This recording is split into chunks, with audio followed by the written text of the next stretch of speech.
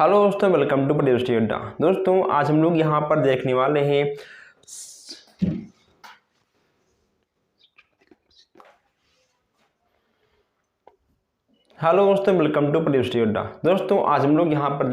हैं शिक्षा अधिगम के सिद्धांत के सेकंड क्लास। जैसा कि इसका फर्स्ट क्लास हो चुका है, अगर आपने अभी तक नहीं देखा है कमेंट बॉक्स में आपको पिन किया हुआ मिल जाएगा। इस क्लास के एंड में भी आपको वीडियो मिल जाएगा।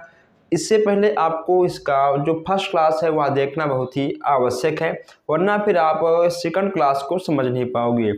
जैसा कि आपको पता है कि इसमें जो मोस्ट इम्पॉर्टेंट क्वेश्चन थे, हमने हर क्वेश्चंस को कवर किया है। कैसा आपका क्वेश्चंस आएगा, क्या आपको क्या पढ़ना है क्या नहीं पढ़ना है, ठीक है, कहाँ से कितने नंबर का क्वेश्चंस आएगा, मैंने हर चीज़ इसके फर्स्ट क्लास में बता दिया है। जो हमारे भाई बहन अभी आज नए ऐड हैं, नए तरीकों से देख रहे हैं, मैं उनको बता दूं कि यहाँ पे आपको solve unsolved paper, practice set paper, यहाँ पे आपको हर एक चीज़ है आपके ग्रुप में फ्री में दिया जाएगा। आप वहाँ से अपना प्रैक्टिस कर सकते हैं। जब आपका एग्ज़ाम आएगा तो आपको हर एक चीज़ फ्री में दिया जाएगा।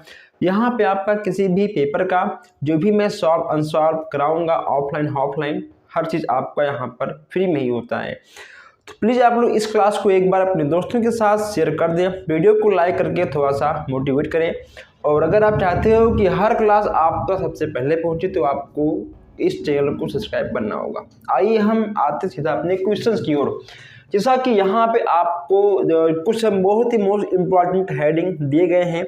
आज का जो ये क्लास है बहुत ही अच्छा क्लास होने वाला है। यहाँ पे आपका हर एक क्वेश्चन से आपको 2 नंबर देकर जाएगा और यहाँ से आपके हर एक प्रश्न कहीं ना कहीं लॉन्ग क्वेश्चंस में बनेंगे। क्लियर? चलिए, जैसे कि यहाँ पे आपका है शिक्षण, ठीक है, शिक्षण, बाल केंद्रित शिक्षण, ठीक है, शिक्षक केंद्रित शिक्षण, रुचिपूर्ण शिक्षण, सहभागी शिक्षण, दक्षता आधारित शिक्षण है, उपचारात्मक शिक्षण है, बहुकक्षा शिक्षण है, बहुस्तरीय शिक्षण है।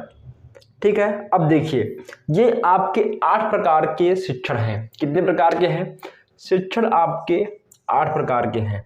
आपसे एग्जाम में क्वेश्चन कैसे बनेगा आप ये भी इसी क्लास में जान लीजिए। जैसे कि देखिए, मान लो यहाँ पे आपका है ये जो आपके 8 प्रकार के शिक्षण हैं, आपसे पूछेगा आपके क्वेश्चंस में, आपके एग्जाम में पूछेगा कि बाल केंद्रित शिक्षण से आप क्या समझते हैं, रुचिपूर्ण शिक्षण से आप क्या समझते हैं, सहभागी शिक्षण से आप क्या समझते हैं, बहुकक्षा शिक्षण से आप क्या समझते हैं। ऐसे क्वेश्चंस आपके बनेंगे। आपको इन सब हेडिंग को डालकर 1 पेज, आधे पेज, 1.5 पेज, 2 पेज में लिखना होगा आपके टाइम के अकॉर्डिंग। अगर देखिए हम बात करें बाल केंद्रित शिक्षण, इस शिक्षण में क्या होता है, जो बालक होता है, बालक आपका मेन फोकस होता है। आपको बालक के आधार पर हर चीज़ आपको समझाना पड़ेगा, बालक के अकॉर्डिंग आपको हर चीज़ उसे बताना पड़ेगा।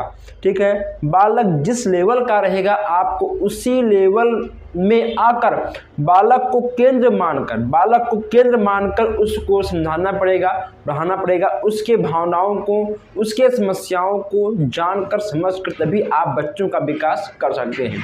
जितने भी यहाँ पे आपके शिक्षण हैं 1 to 5 में जितने भी आपके बच्चे हैं उनको देखते हुए आपको इन सब चीज़ों का यूज करना है।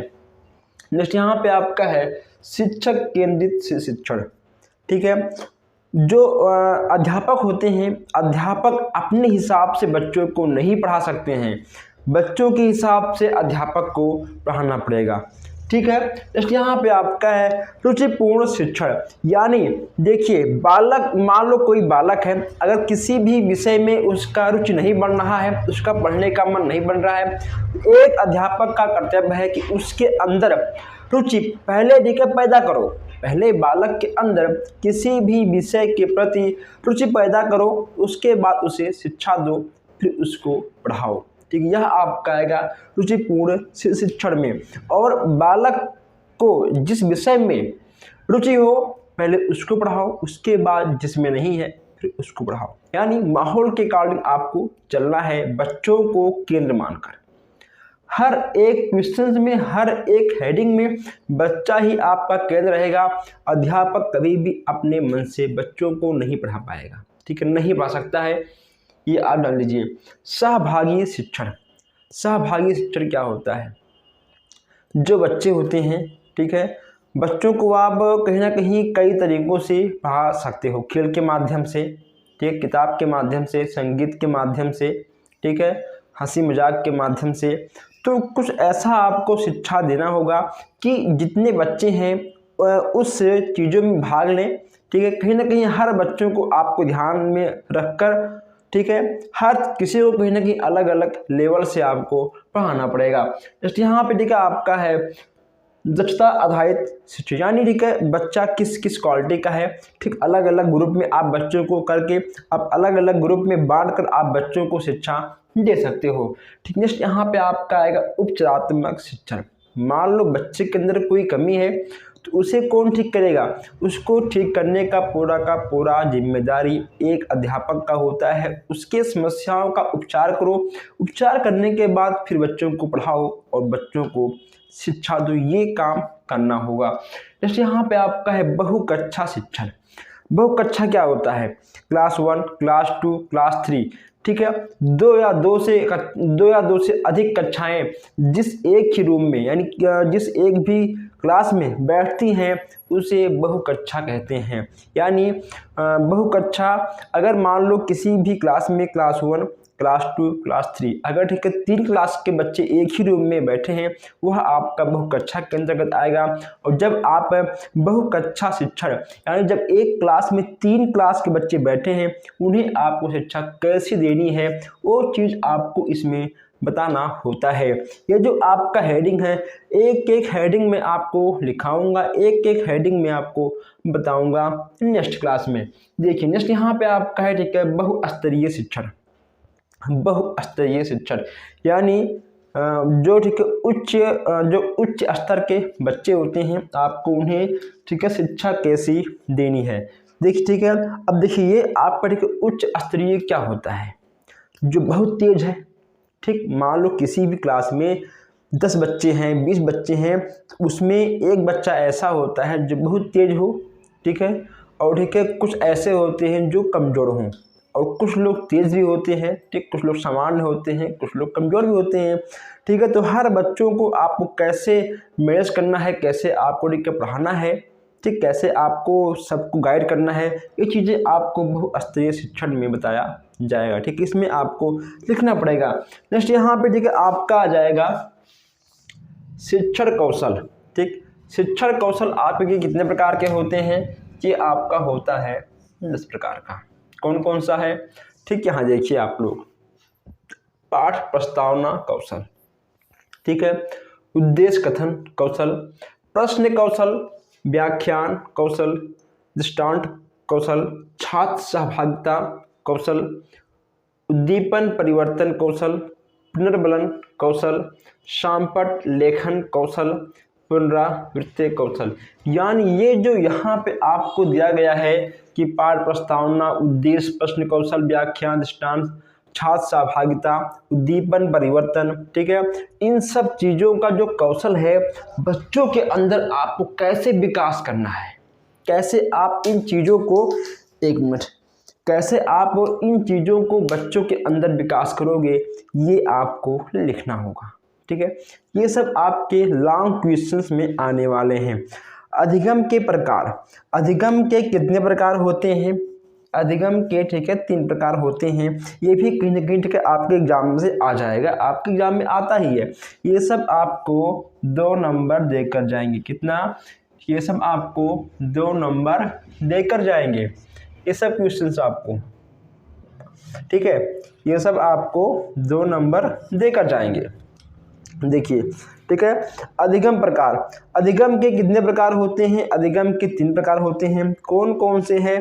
पहला आपका है संज्ञानात्मक अधिगम, और संवेगात्मक अधिगम, और गामक अधिगम। अब आप हमको ये बताओ कि अधिगम क्या होता है? अधिगम क्या होता है, ठीक है, जानना। अधिगम के बारे में हमने फर्स्ट क्लास में बहुत ही अच्छे से विस्तार से बात किया था, ठीक है। अधिगम का मतलब ठीक है होता है जानना। प्रश्नों के प्रकार, प्रश्न कितने प्रकार के होते हैं, या तो आपका हर साल आता है, ठीक है, हर बार जब भी आपका सेमेस्टर एग्जाम होता है आपसे प्रश्नों के प्रकार के बारे में पूछ लिया जाता है।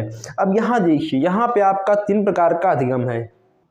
जो आपका एग्ज़ाम होगा, ठीक है, जो आपका एग्ज़ाम होगा हिंदी का, संस्कृत का, इंग्लिश का, मैथ का, शांति शिक्षा का, बाल विकास, जो भी, ठीक है, आपका एग्ज़ाम होगा, आपकी एग्ज़ाम में केवल आपको 3 ही प्रकार का जो क्वेश्चंस होता है सॉल्व करना होता है, ठीक है। प्रश्न आपके 3 प्रकार के होते हैं। एक होता है बहुविकल्पीय प्रश्न, जिसको बोलते हैं वस्तुनिष्ठ प्रश्न, क्लियर। बहुविकल्पीय प्रश्न जिसको बोलते हैं वस्तुनिष्ठ प्रश्न, बहुविकल्पीय और आपका वस्तुनिष्ठ प्रश्न दोनों एक ही होता है, ठीक है। उसके बाद आपका होता है अतिलघुत्तरीय प्रश्न। क्या होता है आपका होता है अतिलघुत्तरीय प्रश्न, और अतिलघुत्तरीय प्रश्न आपका लघुत्तरात्मक प्रश्न में आएगा, ठीक। उसके बाद आपका होता है लघु उत्तरीय प्रश्न। लघु उत्तरीय प्रश्न आपका निबंधात्मक प्रश्न में आएगा, ठीक है। तो अगर पूछेगा आपसे कि आपके एग्जाम में कितने प्रकार के प्रश्न होते हैं, तो आपकी 3 प्रकार के प्रश्न होते हैं, वस्तुनिष्ठ, अतिलघुत्तरीय, लघुत्तरीय। आप उसको भी लिख सकते हो, आप इसको भी लिख सकते हो, नंबर आपका नहीं कटेगा, आपको 2 में से 2 नंबर दिया जाएगा, क्लियर। एक बार आप इसका स्क्रीनशॉट खींच लीजिए, या आप वीडियो को रोक कर इसको नोट भी कर सकते हैं। ये जो एक एक हेडिंग है, एक एक हेडिंग मैं आपको बताऊंगा, समझाऊंगा, पूरा मैं आपको लिखवाऊंगा नेक्स्ट क्लास में, ठीक है। प्लीज़ आप लोग इस वीडियो को एक बार अपने दोस्तों के साथ शेयर कर दीजिएगा। अगर कुछ भी आपको समझ में ना आया हो, कमेंट बॉक्स खाली है, आप हमसे कमेंट बॉक्स में पूछ सकते हैं। हम मिलते हैं आपसे बहुत जल्द ही नई क्लास में। धन्यवाद।